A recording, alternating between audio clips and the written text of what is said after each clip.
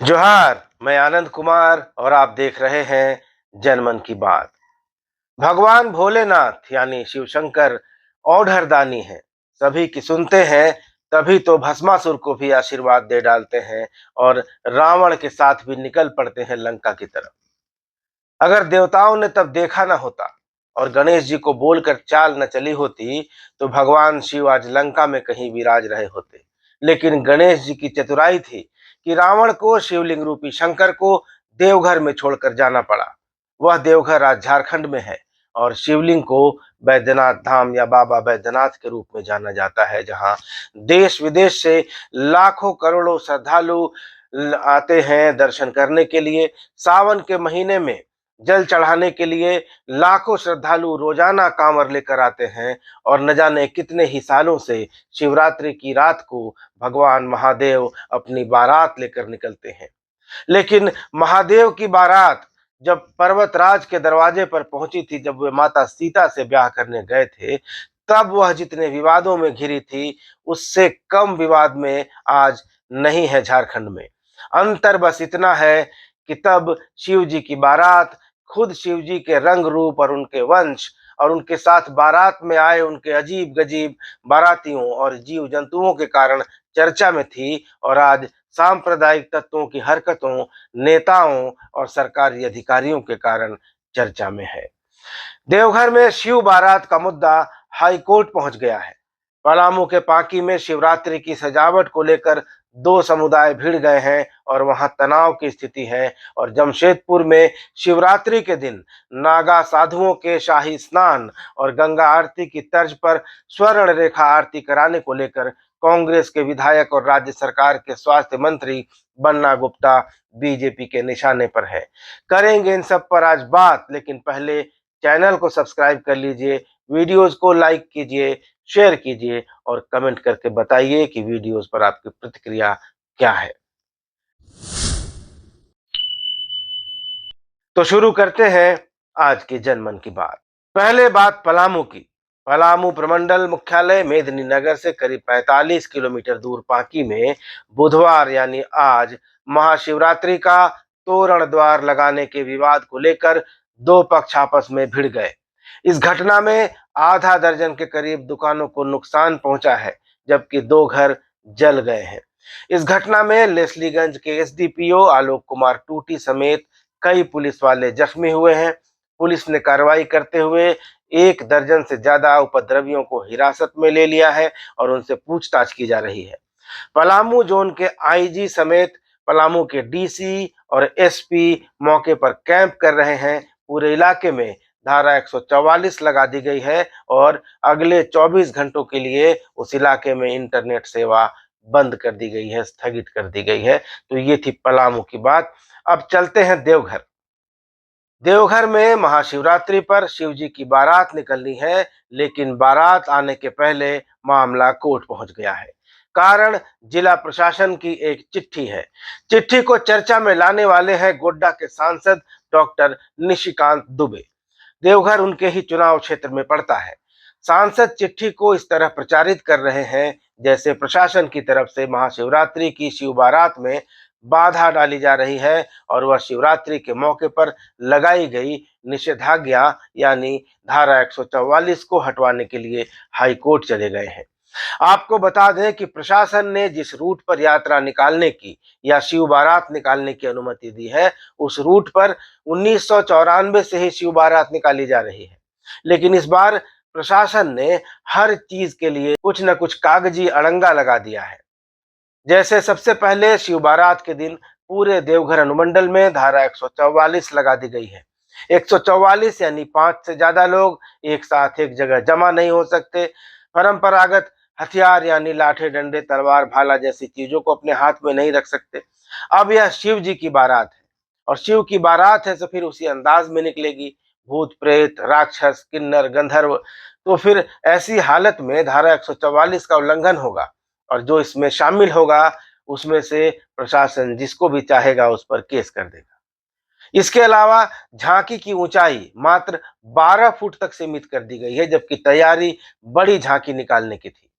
और बारात में जानवरों को शामिल होना था, हाथियों को, घोड़ों को, ऊंट बंदरों को, लेकिन इसके लिए भी प्रशासन ने शर्त लगा दी है कि पहले अनुमति लेनी होगी। इसके अलावा होर्डिंग, पोस्टर और बैनर के लिए भी अनुमति लेना अनिवार्य कर दिया गया है। नॉइज पॉल्यूशन यानी ध्वनि प्रदूषण के लिए लाउड स्पीकर के प्रयोग पर जो पोल्यूशन कंट्रोल बोर्ड की गाइडलाइन है और जो हाई कोर्ट की गाइडलाइन है उसका पालन करने के लिए कहा गया है। यह भी बता दें कि यह शिव बारात शिवरात्रि महोत्सव समिति निकालती है। पहले स्थानीय सांसद इसके सेवायत हुआ करते थे, लेकिन वर्तमान सांसद डॉक्टर निशिकांत दुबे ने अब यह पद छोड़ दिया है।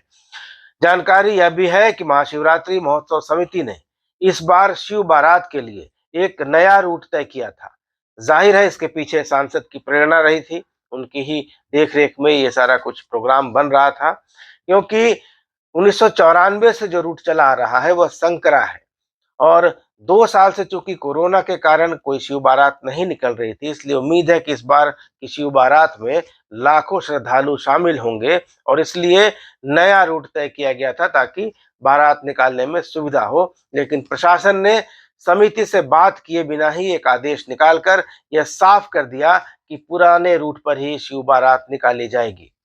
एसडीओ के आदेश में यह भी लिखा गया है, क्योंकि इस बार 2 साल के बाद शिव बारात आयोजित की जा रही है, इस बार अत्यधिक भीड़ होने की आशंका है और स्थानीय समाचार पत्रों में प्रकाशित खबरों और सूत्रों से पता चला है कि शिव बारात के पूर्व निर्धारित मार्ग को डाइवर्ट किया जा सकता है, ऐसा प्रशासन ने अपनी चिट्ठी में लिखा है। तो प्रशासन ने यह भी लिखा है कि इससे विधि व्यवस्था की गंभीर समस्या उत्पन्न हो सकती है और भगदड़ की आशंका से इनकार नहीं किया जा सकता है और इन स्थितियों के मद्देनजर देवघर अनुमंडल क्षेत्र में धारा 144 लगा दी गई है। यह भी कहा गया है कि पूर्व निर्धारित मार्ग के अलावा किसी अन्य मार्ग पर शिव बारात, जुलूस, झांकी पर प्रतिबंध रहेगा। शिवरात्रि महोत्सव समिति या कोई भी अन्य शिव बारात जुलूस में काम करने वाले या शामिल होने वाले स्वयंसेवक जिला प्रशासन से संबंध बनाकर काम करेंगे और बाकी इसी तरह के अन्य दिशा निर्देश जारी किए गए हैं। अब सांसद निशिकांत दुबे ने इसे मुद्दा बना दिया है।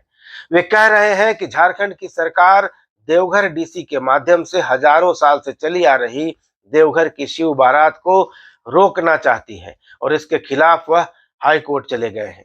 साथ ही उन्होंने यह भी कहा कि धारा 144 लगाने के खिलाफ और शिवरात्रि महोत्सव समिति की सहमति के बिना रूट तय किए जाने के खिलाफ वे आमरण अनशन पर भी बैठ सकते हैं।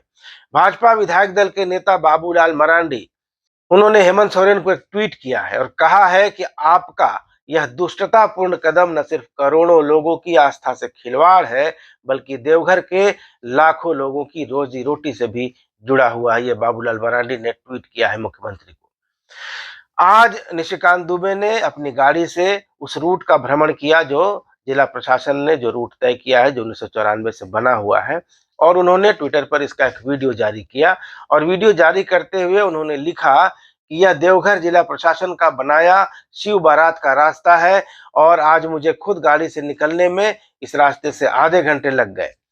उन्होंने यह भी लिखा है कि शिव की नगरी में शिव बारात नहीं निकलेगी तो क्या निकलेगा, तानाशाही। तो अब बात करते हैं जमशेदपुर की।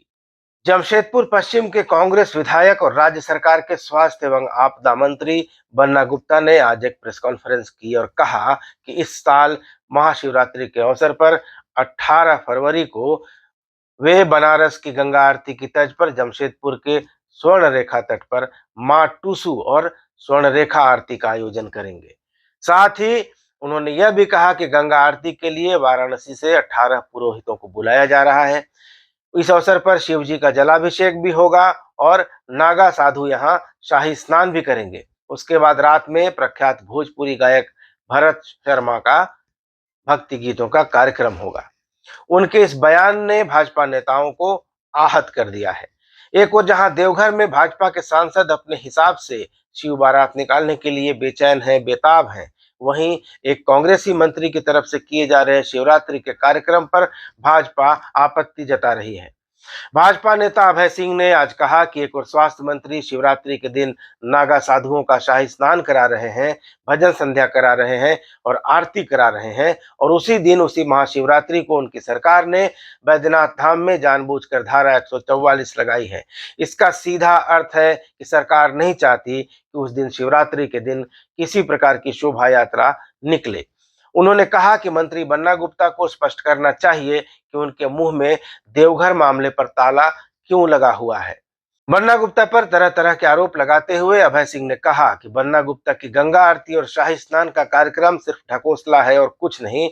और उन्होंने यह भी कहा कि कलमा पढ़कर मुसलमानों को खुश करने वाले मंत्री लोगों को बेवकूफ न बनाएं। उन्होंने यह भी कहा कि भाजपा जहां बन्ना गुप्ता जिस स्वर्णरेखा में जिस जगह पर अपना कार्यक्रम करेंगे, उसके बाद भाजपा उस जगह को गंगा जल से पवित्र करेगी। तो अगले साल चुनाव है। भाजपा को लगता है कि हिंदुत्व का कॉपीराइट उसके पास है, और दूसरों को भी लगता है कि इस तरह के काम करने से वोटों का ध्रुवीकरण एक तरफ से दूसरी तरफ होगा और उनको चुनावी फायदा मिलेगा। तो लिहाजा चुनाव तक कहीं मंदिर का, कहीं मस्जिद का, कहीं झांकी का, कहीं जुलूस का और कहीं धर्म का रगड़ा झगड़ा और तनाव जारी रहेगा। हम लोग देखते रहेंगे, इन चीजों के गवाह रहेंगे, आपको बताते भी रहेंगे। ये वीडियो कैसा लगा कमेंट करके बताइएगा। देखते रहिए मेरे यानी आनंद कुमार के साथ जनमन की बात। धन्यवाद। नमस्कार।